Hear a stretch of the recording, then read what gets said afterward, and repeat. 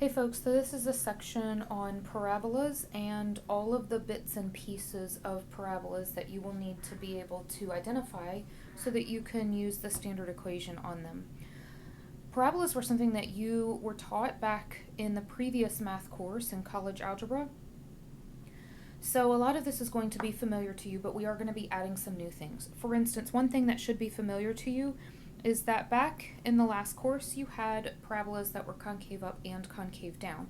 What we're adding that's new, you notice to the side we have parabolas that are concave right and concave left. So that's one of the things that's going to be added to this particular section. Now let's take a look at some of the pieces.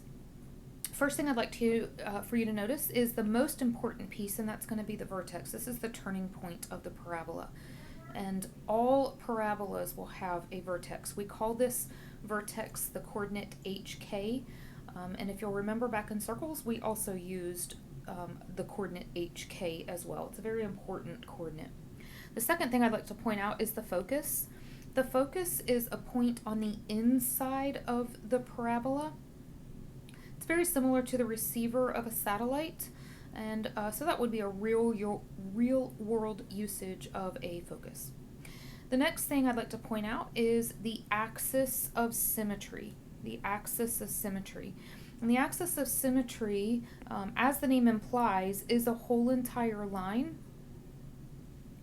And it is that dividing mirror-like figure that splits the parabola exactly in half. This particular axis of symmetry, you'll notice, is vertical, so it has an equation, x equals h, because that's what vertical lines, their equations look like.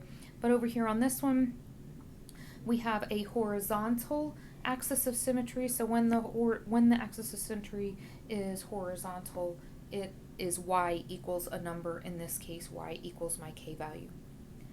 Then we have something called the directrix. The directrix is outside of the parabola. It never touches the parabola. What I'd like to point out next are the two equations that you see below. You'll see that you have one equation, change colors here, one equation where the x's are the squared values, and the other equation has the y's that are the squared values. If you'll think back to the previous course, you'll remember that the previous course, when you had your normal parabolas, you had either a concave up or concave down, and the x's were squared in this particular case. Whereas the new equation, my y's are squared, this is going to be a concave right or a concave left. How do you know whether it's up versus down? And how do you know whether it's right versus left? Well, this is all going to be dependent on the C value that you see. Both of them have a C value. If the C is positive, in this equation, it will be a concave up.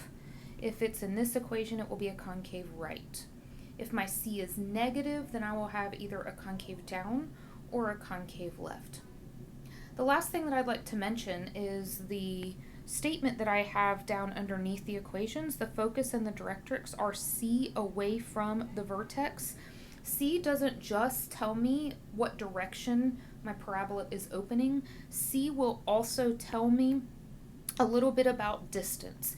And so you'll see here that the distance from the vertex to the directrix is exactly the same as the distance from the vertex to the focus, and both of those distances are a distance of C.